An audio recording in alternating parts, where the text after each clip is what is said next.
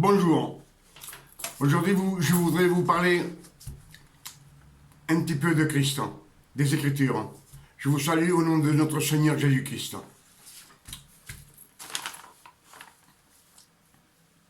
Je voudrais vous parler de la Bible, de la Genèse et des 4 évangiles.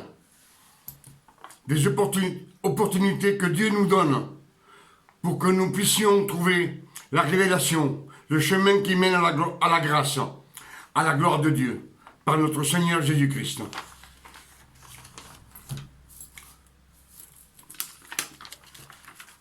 C'est ce que je vais vous parler aujourd'hui, un petit peu des Écritures, de la jeunesse, des opportunités que Dieu nous donne par révélation.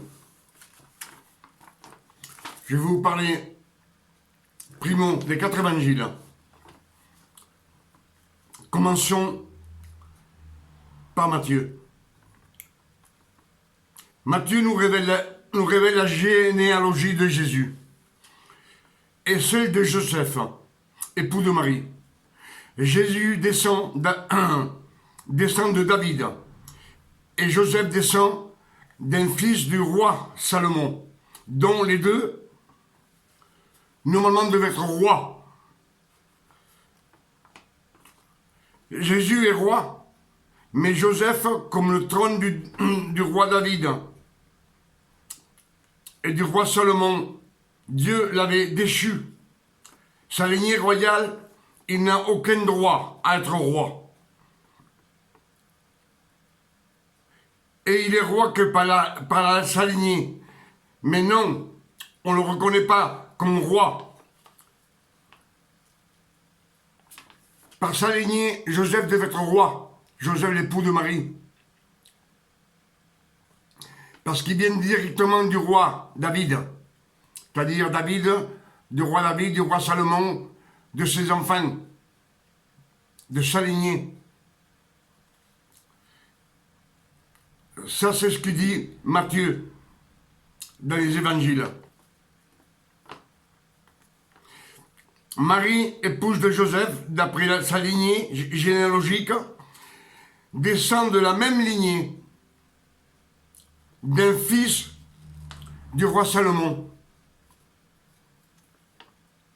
qui ne fut jamais sur le trône.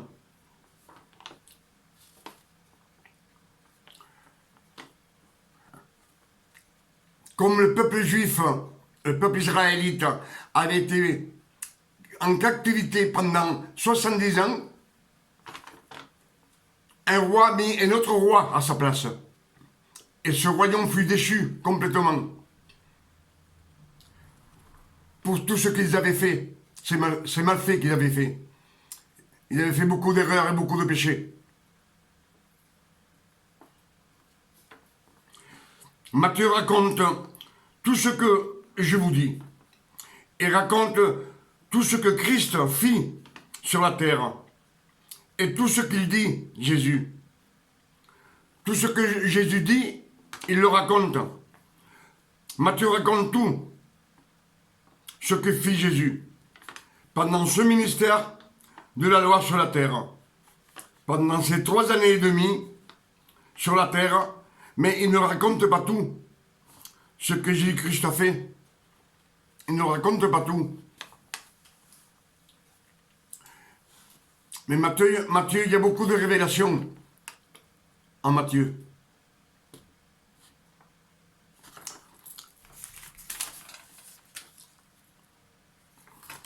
Les révélations de Matthieu, qui sont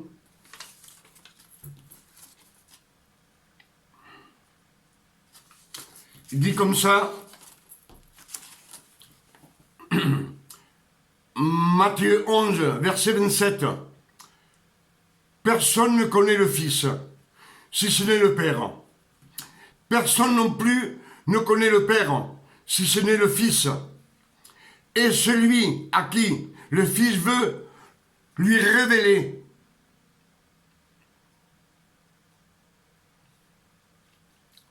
C'est ce que dit Matthieu dans ses Écritures. Que personne ne connaît le Fils. Personne connaît le Père, personne connaît le Fils. Le Fils connaît le Père. Et le Fils, s'il veut, à qui il veut, il lui donne la révélation pour venir au Père.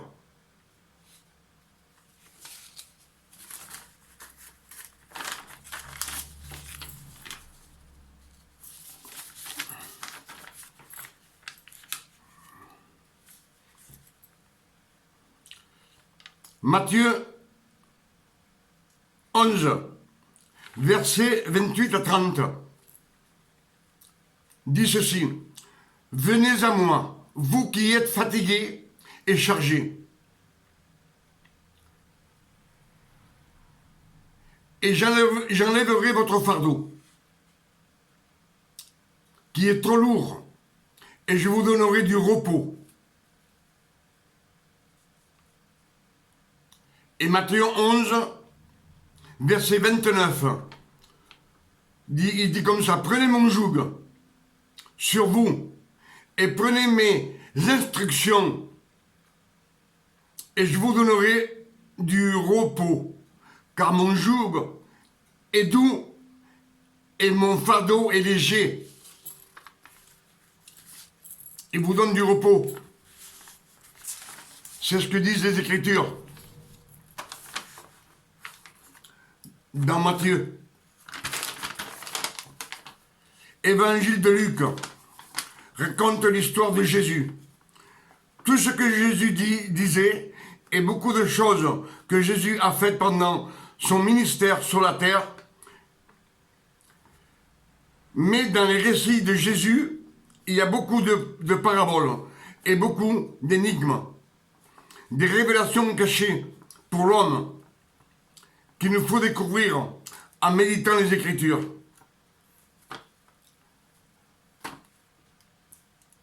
En l'évangile de Luc, il y a beaucoup d'énigmes, des révélations cachées.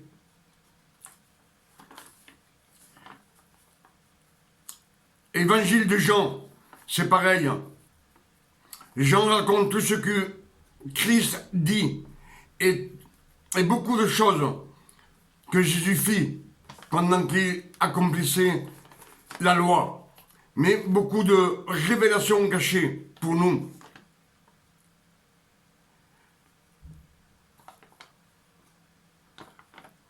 C'est à nous de chercher ces révélations. En méditant les Écritures.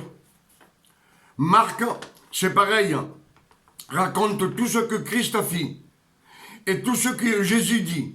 Mais chacun des évangiles raconte au peuple les mêmes choses. Tout se ressemble pour nous. Tous les évangiles se ressemblent et reviennent à la même prédication. Mais il y a dans chacun des évangiles beaucoup de choses cachées. À nous de découvrir ce que ça veut dire. Ça, ce sont les 4 évangiles que je viens de vous préciser.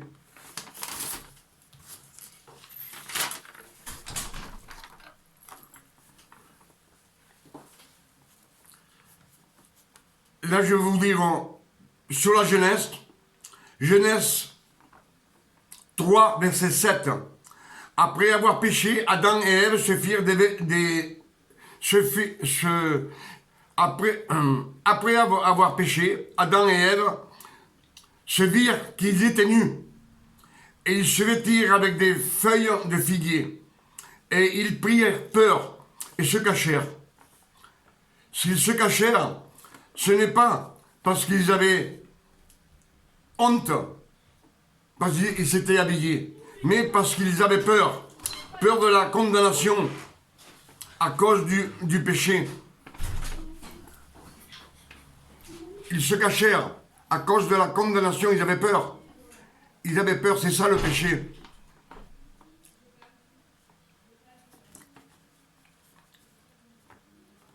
Dieu les fit partir du jardin d'Éden. Ils étaient séparés de la gloire de Dieu. Dieu mit 2 chérubins pour garder l'arbre de vie, pour qu'ils ne puissent pas en manger.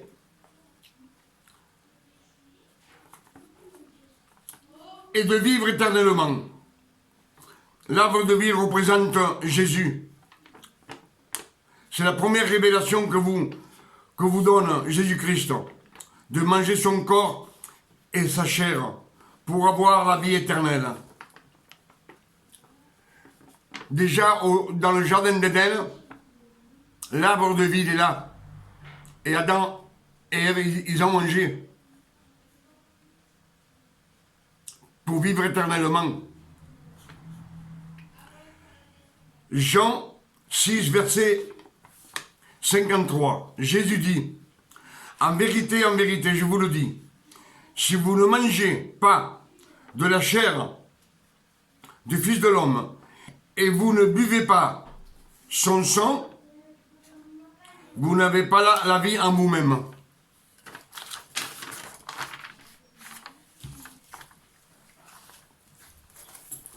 Vous n'avez pas la vie en vous-même. C'est ce qu'il dit.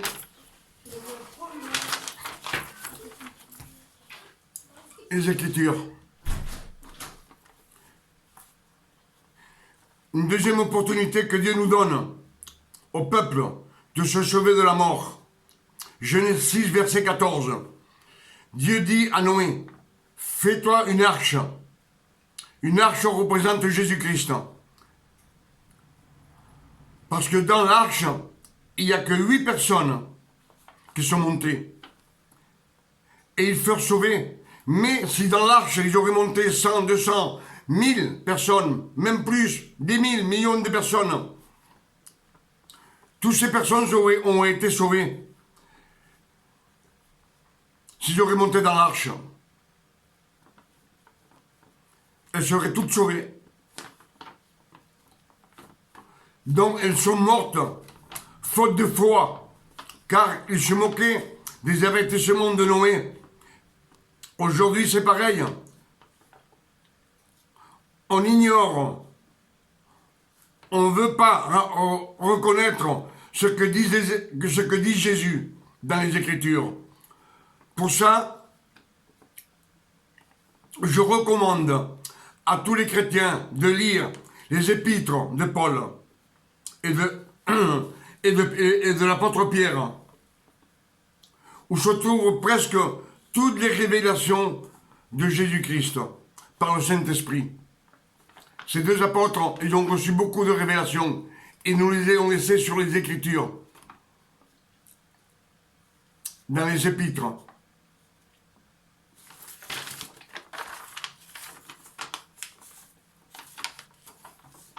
La troisième opportunité que Dieu nous a donnée pour reconnaître la grâce de Jésus-Christ.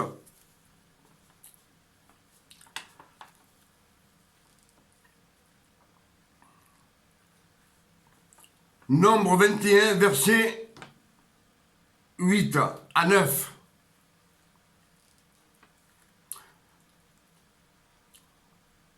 À tous les pécheurs contre Dieu et contre Moïse.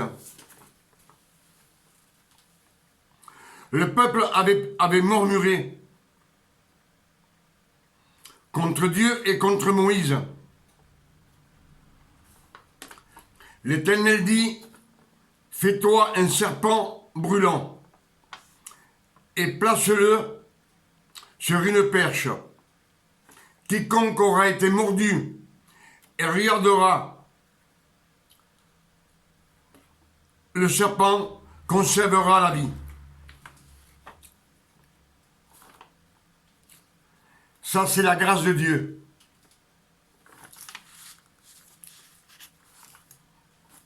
Le peuple murmurait, c'est-à-dire qu'il pécha contre Moïse et contre Dieu. Et dans la loi, Dieu leur envoya des serpents brûlants. Dans la loi. Pourquoi des serpents brûlants? Parce que le péché mène à la mort. Les serpents brûlants, c'est le péché. Ils disent bien qu'ils viennent de pécher contre Dieu et contre Moïse. Ils ont péché. Et Dieu les envoie avec des serpents brûlants. Pourquoi brûlants? Parce que le péché mène à la mort. Et la mort te mène à l'enfer. Là-bas, il y a des flammes. Eh bien oui. Et Dieu, dans sa grâce, il dit, fais-toi un serpent d'airain brûlant aussi. Et lève-le avec une perche. Et tout celui qui sera mordu par un serpent et regardera le serpent d'airain vivra. Ça, c'est la grâce. Mais pourquoi tellement haut? Élevé en haut. Parce que la loi et la grâce, elles ne peuvent pas être ensemble. La loi, elle nous vient de Dieu par un homme, intermédiaire d'un homme. Et la grâce nous vient directement du ciel. Et à l'époque, la grâce était encore beaucoup trop loin. Il fallait 1500 ans pour arriver à la croix de Jésus. De nos jours, non. De nos jours, la grâce et la loi, ils sont à portée de main. Soit tu en prends une, soit tu choisis l'autre. Soit tu choisis la grâce et tu marches dans la grâce de Jésus, soit tu suis la loi. La loi, c'est les 10 commandements, hein, écrits en pierre. 2 Corinthiens au Galates 3 dit, la lettre écrite en pierre tue. C'est une malédiction. 2 Corinthiens au Galates 3.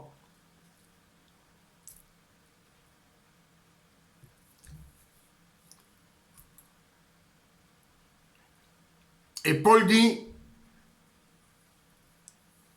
nous avons un nouveau pacte.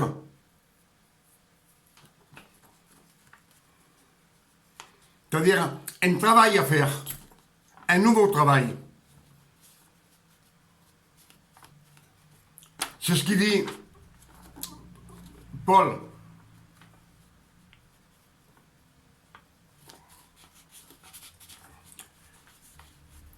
Il dit, nous avons un nouveau travail, non de la lettre, gravé sur la pierre qui tue, mais de la justice de Dieu, qui vivifie par la grâce, vivifie, qui fait vivre. On a un nouveau ministère.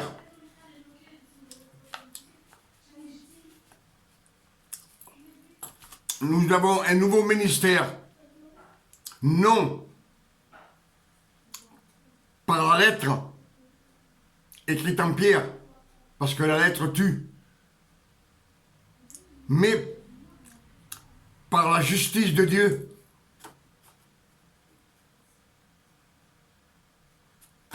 La justice de Dieu, elle vivifie, elle vivifie, elle donne pas la mort, elle vivifie. C'est ce qu'ils disent dans ce chapitre.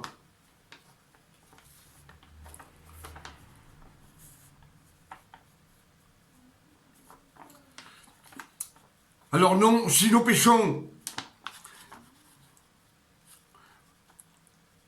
on n'est pas sauvé par nos mérites, mais par grâce, en Jésus-Christ, par la foi en Jésus-Christ. Dans la loi, le péché, c'est la mort, sans remission. Pourquoi Dieu dit de mettre le serpent sur une perche? Parce que Jésus et la grâce, ils sont très loin de ce peuple. La grâce n'est pas encore arrivée. Il manque encore 1500 ans pour arriver à la croix de Jésus, à la résurrection de Jésus.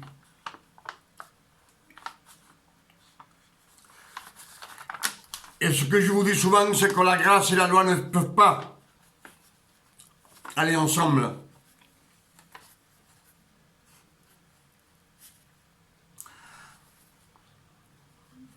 Amos 3, verset 3, dit comme ça. Deux hommes marchent-ils ensemble sans être convenus? Deux hommes peuvent-ils marcher ensemble sans être convenus? Ça veut dire sans être d'accord. Et la grâce et la loi ne sont pas d'accord.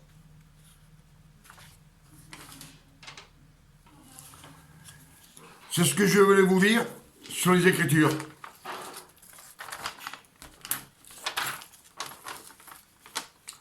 Romains 10, verset 3, dit ceci. Avec la loi, nous sommes ignorants de la justice de Dieu. Et on ne peut pas recevoir la gloire de Dieu, ni la justice par la foi.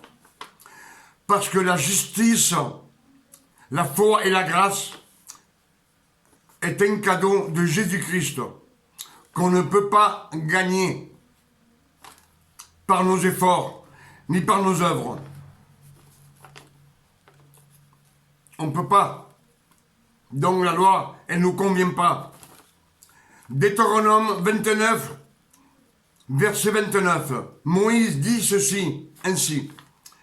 Les choses cachées de Dieu, il les a cachées, sont pour l'éternel. Les choses cachées de Dieu sont pour l'éternel, pour le Père éternel. Les révélations sont pour nous et pour nos enfants. Pour nous et pour nos enfants. Les enfants, c'est la jeunesse. Toujours les plus jeunes.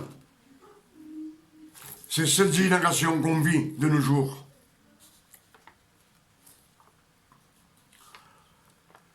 Galates 5, verset 4, dit ainsi. Vous qui cherchez la justification dans la loi, vous faites des efforts, des œuvres pour être justifié devant Dieu. Vous êtes séparés de Christ. Galates 5, verset 4. Les églises de Galates, ils croyaient en Dieu. Ils vivaient. Ils croyaient en Dieu. Ils croyaient en Jésus-Christ. Mais ce qu'ils prenaient dans la loi,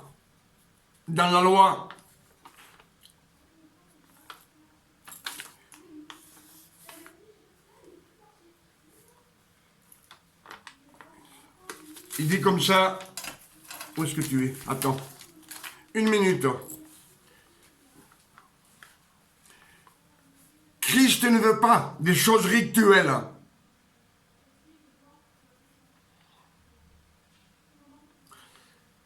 Des choses religieuses. Christ n'en veut pas. Ni des choses de nos coutumes qu'on met dans la loi.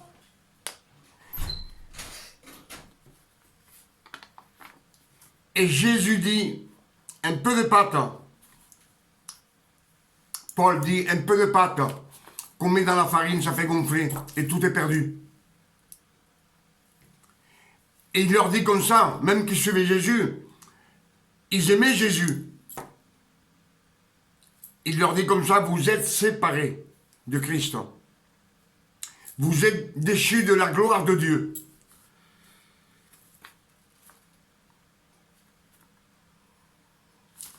Nous, on a toujours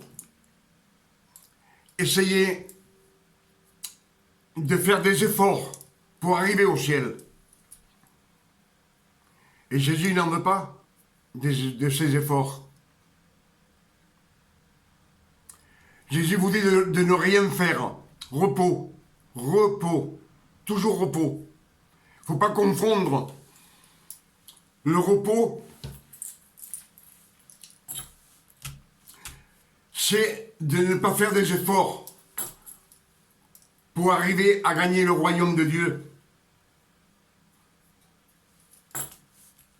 Parce qu'il est comme ça, personne ne sera justifié devant Dieu par ses efforts, ni par ses œuvres.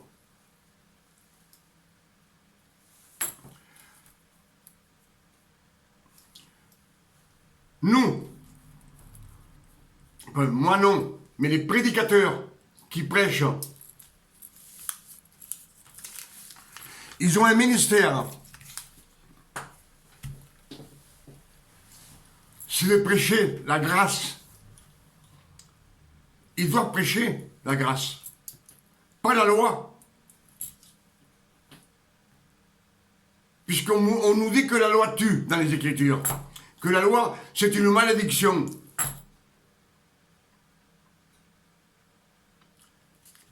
Les prédicateurs, ils doivent prêcher la grâce, rien que la grâce. Toute la Bible, de la Genèse jusqu'à la croix, tout a été fait pour Jésus-Christ.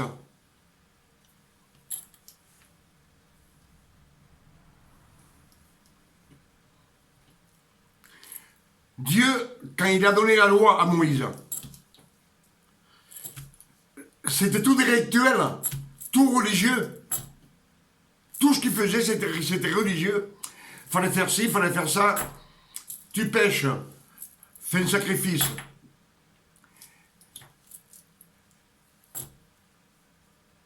Et Dieu dit dans les Écritures, je n'ai jamais ordonné de faire des sacrifices ni d'holocauste. Je leur ai dit, la chair que vous voulez manger là, suivez ma parole, et je serai votre Dieu. Mais nous, on a l'impression que tout ce que dit Jésus, on n'entend pas. Tout ce que dit Paul et Pierre, on ne l'entend pas. On veut faire à notre manière. Et notre manière, on n'a rien. À notre manière, on n'arrivera jamais à être justifié devant le Seigneur. Dieu est saint. Dieu est saint. Chaque fois qu'il te regarde, il te voit pécheur. Christ, chaque fois qu'il te regarde, il te voit saint. Tout le contraire. Parce qu'il a payé pour toi sur la croix. Il t'a lavé de tout péché. Alors les chrétiens, qu'est-ce qu'on doit faire? C'est écouter la parole, la grâce. Et si on reçoit quelque chose, c'est de partager avec tes frères, avec les voisins, avec les gens qui dehors, avec tout le monde. Partager ce que Dieu nous donne. C'est pour ça que Dieu nous instruit.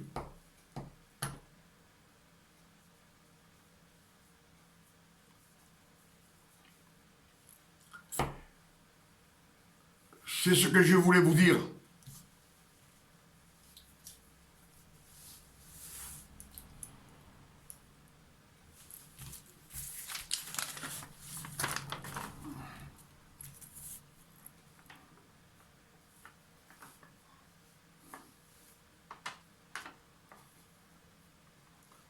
Galates 5, 25, dit comme je vous ai dit, vous qui cherchez la justification dans la loi, vous faites des efforts, des œuvres pour être justifié devant Dieu, vous êtes séparés de Christ.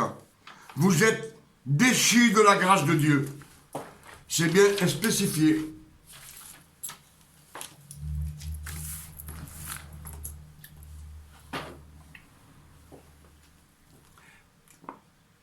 Maintenant, je vais vous parler de la grâce.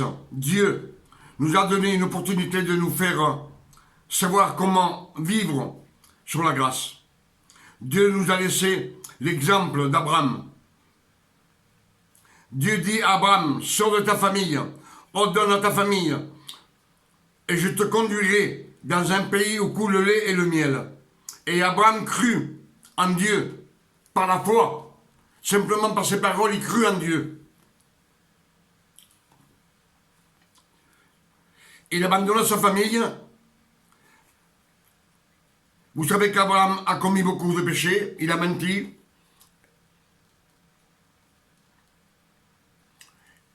Il commis l'adultère avec Agar, il eut l'enfant du péché. Ismaël naquit du péché d'Agar et d'Abraham. Mais Dieu, jamais il ne l'a pris en compte. Parce que il vivait sous la grâce de Dieu. Il était toujours béni de Dieu.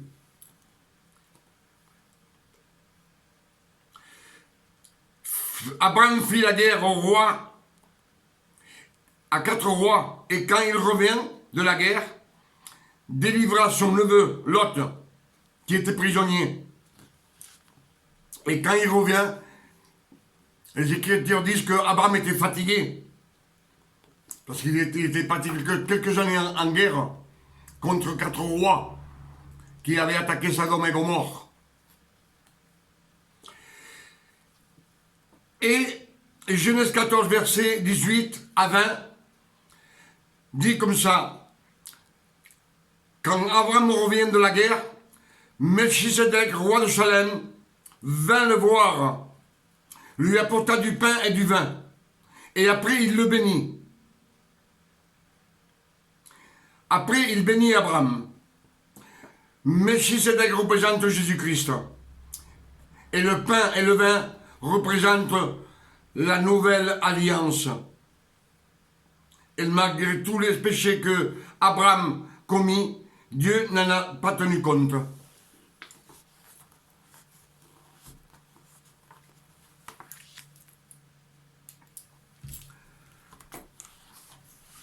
Je vous laisse sur quelques mots. Je ne sais pas plus que... Je pense que tout ce que je vous ai dit est net et clair. Et je vous dis qu'avant de me juger et me critiquer, relisez les Écritures de la Bible, de la Genèse jusqu'à la croix, que vous aurez beaucoup de révélations. Insistez sur les Écritures. Et après, vous pourrez voir ce que je vous dis, que c'est écrit dans les évangiles. Tout ce que je vous ai dit, c'est écrit dans les évangiles. Je vous ai cité tous les versets. Que Dieu vous bénisse et vous garde. À bientôt.